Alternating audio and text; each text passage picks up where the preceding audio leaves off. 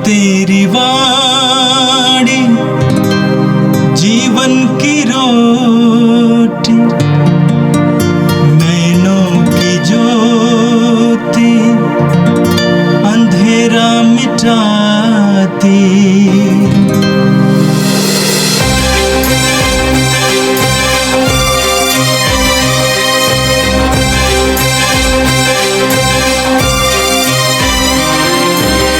प्रभु तेरी वाणी जीवन की रोटी, नैनों की ज्योति अंधेरा मिटाती।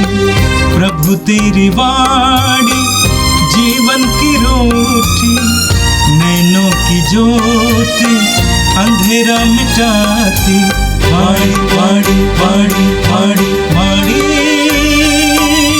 पवित्र है, शाश्वत है, जीवन का मन्ना है। 10 सितंबर शनिवार।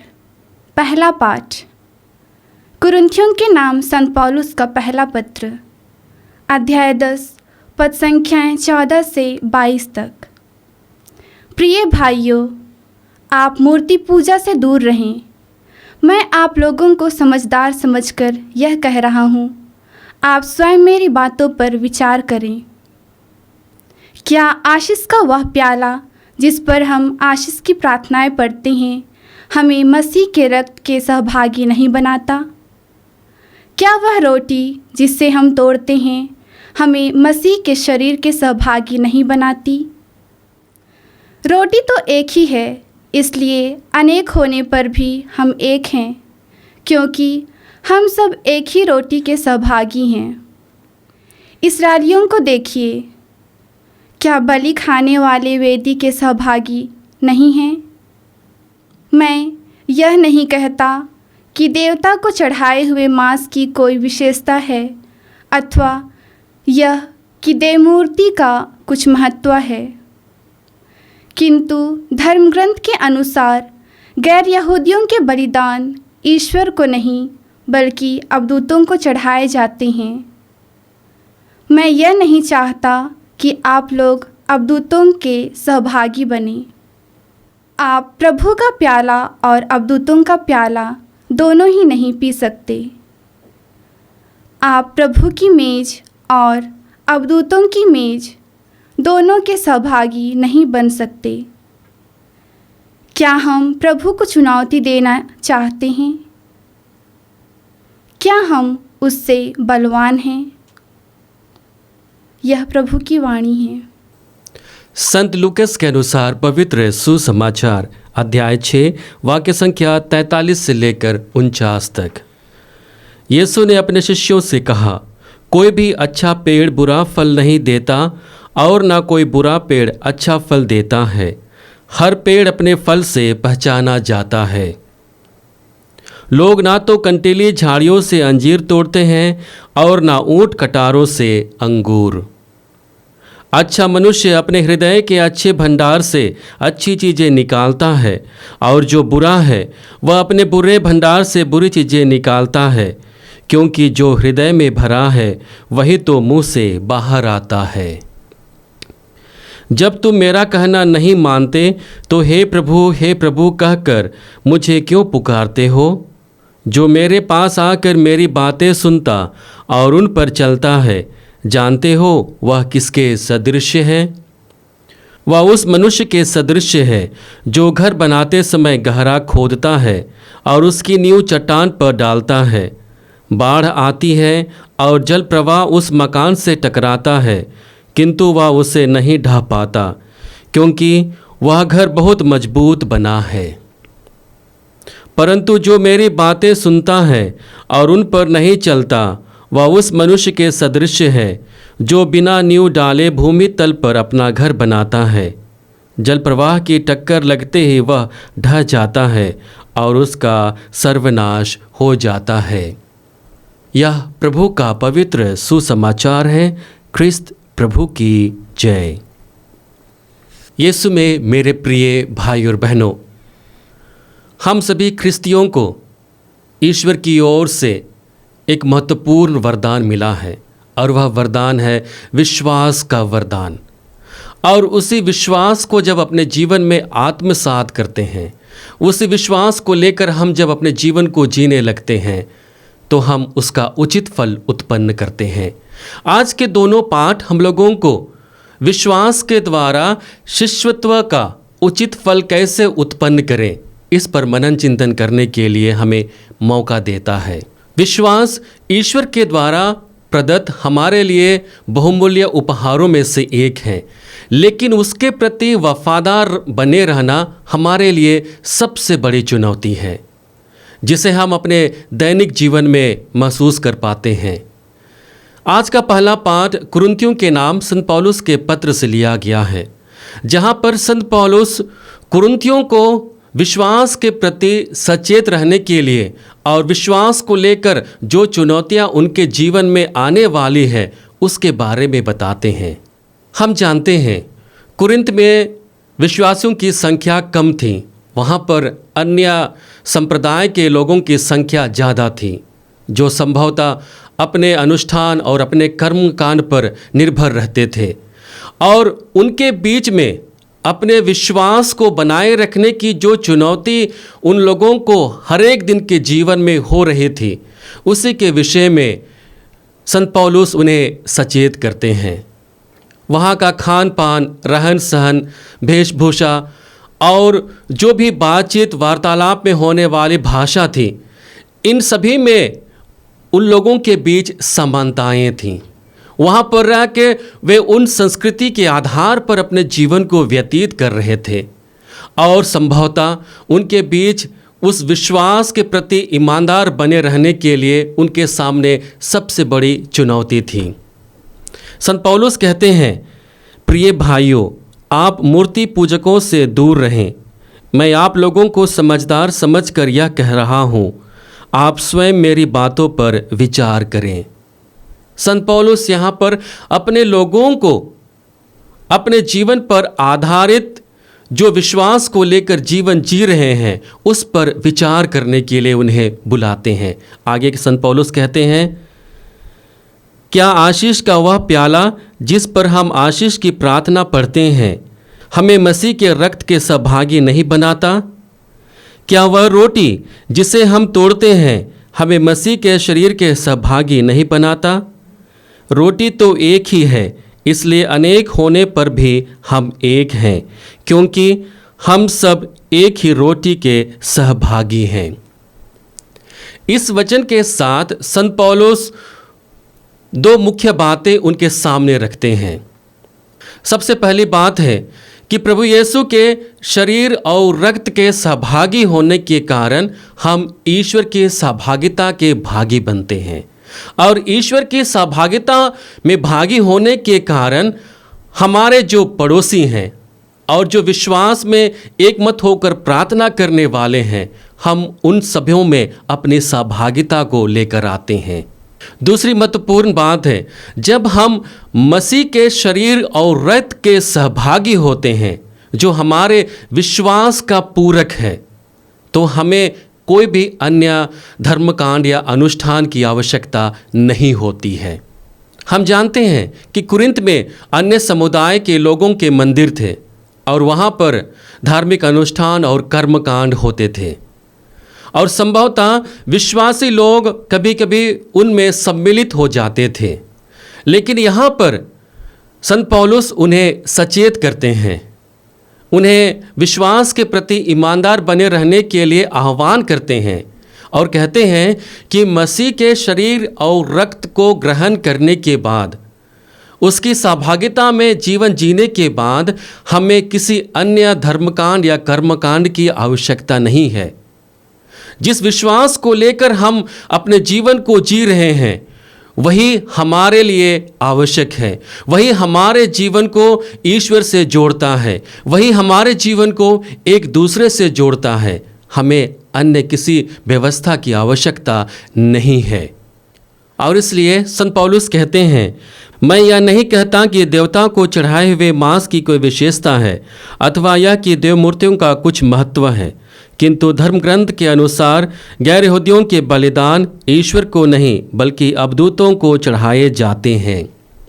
यहाँ पर संत पौलुस कहना चाहते हैं कि तुम्हारे समाज में धार्मिक अनुष्ठानों में भिन्नताएं हैं, लेकिन उन भिन्नताओं का सम्मान करना ज़रूरी है। और इसी विभिन्नताओं में हम एक दूसरे के प्रति और ईश्वर के प्रति अपना आभार व्यक्त करते हैं। यीशु में मेरे प्रिय भाई और बहनों, अपने विश्वास को लेकर दिन प्रतिदिन के जीवन में हम कितने वफादार हैं, इस पर आज हमें मनन चिंतन करने के लिए संत पौलुस एक मौका देते हैं। हम देखते हैं हमारे समाज में भिन्नताएं हैं, अन्य धार्मिक अनुष्ठान होती हैं और अन्य धार्मिक संस्कृतियां होती हैं, लेकिन उन सभी में हम अपने विश्वास को लेकर और कितने अधिक मजबूत बन सकते हैं, यह हमारे लिए चिंतन का विषय है। अन्य धर्मों के बीच रहते हुए, अन्य संप्रदाय के बीच रहते हुए हम किस प्रकार से अपने विश्वास के प्रति ईमानदार बने रहते हैं, यह हमारे लिए चिंतन का विषय है। और जब हम इन सभी का सम्मान करते हुए हम अपने विश्वास के प्रति ईमानदार बने रहते हैं, हम अपने विश्वास को लेकर अपने जीवन में जीते हैं, उसे आत्मसात करते हैं, उसके प्रति हम गवाही देते हैं, तो हमारे लिए हमारा विश्वास एक उचित फल उत्पन्न करता है। हम ईश्वर की दृष्टि में मूल्यवान हो जाते हैं। और वही बात संत पौलुस कुरिन्थियों से कहना चाहते हैं अपने पत्र के द्वारा। आज के सुसमाचार में प्रभु यीशु विश्वास का फल उत्पन्न करने के लिए हम में जो क्रियाशीलता होनी चाहिए, इस विषय पर चर्चा करते हैं।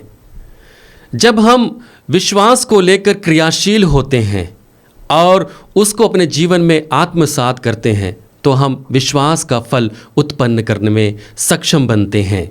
हर एक शिक्षक का एक उद्देश्य होता है कि उनके विद्यार्थी परिपक्वता को प्राप्त करें, वे परिपक्व बने और परिपक्व होने के नाते अपने जीवन में उचित फल उत्पन्न कर सकें। और इसलिए हर एक शिक्षक लोग उनके आधार को, उनके नींव को मजबूत बनाते हैं और उन्हें मजबूत बनाने की भरसक कोशिश करते हैं। आज के सुसमाचार में हम लोग देखते हैं कि प्रभु उन्हीं दो बातों को, कि शिष्य लोग अपने जीवन में परिपक्व हुए हैं या नहीं, उनका आधार मजबूत है या नहीं, उसके विषय में जांचने के लिए उनके सामने अपनी बातों को रखते हैं। प्रभु यीशु कहते हैं, कोई भी अच्छा पेड़ बुरा फल नहीं देता है और ना कोई बुरा पेड़ अच्छा फल देता है। हर पेड़ अपने फल से पहचाना जाता है। हम जानते हैं कि कोई भी फल वृक्ष की परिपक्वता को प्रदर्शित करता है। अगर वृक्ष अच्छा है तो फल स्वाभाविक रूप से अच्छा ही होगा। अगर वृक्ष अच्छा नहीं है तो स्वाभाविक है कि फल भी अच्छा नहीं होगा, फल में कुछ ना कुछ त्रुटियाएं होंगी। उसी प्रकार से हमारे दैनिक जीवन में होने वाले अच्छे कार्य हमारी परिपक्वता को प्रदर्शित करती है कि हम कितने प्रखर हो गए हैं, हम कितने मजबूत हो गए हैं। और इसलिए प्रभु कहते हैं, लोग ना तो कंटीली झाड़ियों से अंजीर तोड़ते हैं और ना ऊंट कटारों से अंगूर। अच्छा मनुष्य अपने हृदय के अच्छे भंडार से अच्छी चीज़ें निकालता है, और जो बुरा है वह अपने बुरे भंडार से बुरी चीज़ें निकालता है, क्योंकि जो हृदय में भरा है वही तो मुंह से बाहर आता है। यहाँ पर प्रभु यीशु हमसे कहना चाहते हैं कि जिस प्रकार से फल के द्वारा वृक्ष की पहचान होती है, ठीक वैसा ही हमारे अच्छे कार्यों के द्वारा हमारी पहचान होती है। यहाँ पर ध्यान देने की बात है, मनुष्य के अच्छे विचार, मनुष्य के अच्छे सोच, अच्छी भावनाएं, ये मनुष्य की असली पहचान नहीं होती हैं, बल्कि उन भावनाओं को, उन अपेक्षाओं को, उन विचारों को फल तक पहुँचाने के लिए जो पैमाना प्रयोग में लाया जाता है वो महत्वपूर्ण होती है, और उसके द्वारा ही मनुष्य की पहचान होती है। और इसलिए प्रभु आगे कहेंगे कि जो लोग प्रभु की बातें सुनते हैं, प्रभु के वचनों पर चलते हैं और उसके लिए उसका फल उत्पन्न करते हैं, वे उस मनुष्य के सदृश होते हैं जो चट्टान पर नींव डालता है हवा आती है, आंधी आती है, पानी आती है, उससे टकराती है, लेकिन वह मकान वैसा का वैसा ही रहता है, क्योंकि उसका नींव मजबूत है, उसका आधार मजबूत है। लेकिन जो लोग अपने जीवन में ईश्वर के वचनों को तो लेकर आते हैं, लेकिन उसे आत्मसात नहीं कर पाते हैं, उनके अनुरूप चलने में असमर्थ हो जाते हैं, वे उस मनुष्य के सदृश होते हैं जो समतल पर घर बनाता है, जो बालू पर घर बनाता है, पानी आते ही उसका सर्वनाश हो जाता है। यीशु में मेरे प्रिय भाई और बहनों, आज प्रभु यीशु हम सबों को अच्छे संकल्प लेकर, अच्छे उद्देश्य लेकर अपने जीवन में उसे आत्मसात करने के लिए मौका देते हैं। हम देखते हैं कि बहुत बार जब हम लोग साधना में जाते हैं, प्रार्थनाओं में जाते हैं, हम अच्छे कार्य करने के लिए, अच्छे जीवन जीने के लिए संकल्प करते हैं, लेकिन उसे अपने जीवन में उतारने में असमर्थ हो जाते हैं। उसके प्रति हम ईमानदार बने रहने के लिए हम चूक जाते हैं। ऐसी परिस्थिति में प्रभु हमें सचेत करते हैं, प्रभु हमें संभालते हैं, हमें मौका देते हैं और वह परिस्थिति बनाते हैं जहाँ पर हम उठकर अपने जीवन में उचित फल उत्पन्न करने में समर्थ हो जाते हैं। आइए हम प्रभु से प्रार्थना करें कि हम अपने विश्वास को लेकर जिस भवन का निर्माण करते हैं वह भवन मजबूत हो, उसका आधार मजबूत हो, उसकी परिपक्वता, महानता को प्राप्त करें, ताकि हम अपने जीवन के द्वारा प्रभु की महिमा गा सकें, अपने जीवन के द्वारा हम प्रभु की स्तुति गा सकें और अपने जीवन के द्वारा हम दूसरों के लिए साक्षी बन सकें। आइए हम इसके लिए प्रभु से प्रार्थना करें। हे सर्वशक्तिमान पिता परमेश्वर, हम धन्यवाद देते हैं प्रभु हमें विश्वास का वरदान देने के लिए, उस विश्वास में बने रहने के लिए लगातार अपने वचन से हमें तू अनुग्रहित करता है, तू हमें पोषित करता है। हम धन्यवाद देते हैं प्रभु तेरे हर एक पवित्र वचन के लिए, जो इस विश्वास के प्रति ईमानदार बने रहने के लिए हमें प्रेरित करता है, हमें प्रेरणा से भरता है। आज जब हम तेरे इस पवित्र वचन पर मनन चिंतन कर रहे हैं प्रभु, हम तुझसे बल मांगते हैं और उन सभी लोगों के लिए बल मांगते हैं जो आज आपके वचन के द्वारा अनुग्रह को प्राप्त कर रहे हैं, कि हम तेरे वचन के प्रति ईमानदार बने रहें, हम विश्वास में न डगमगाएं, बल्कि विश्वास का उचित फल उत्पन्न करते हुए हम समाज में दूसरों के लिए, दूसरों के सामने एक अच्छा नमूना प्रस्तुत कर सके। हम यह प्रार्थना करते हैं हमारे प्रभु ख्रिस्त के द्वारा, आमीन। प्रभु तेरी वाणी जीवन की रोटी, नैनों की ज्योति अंधेरा मिटाती, वाणी वाणी वाणी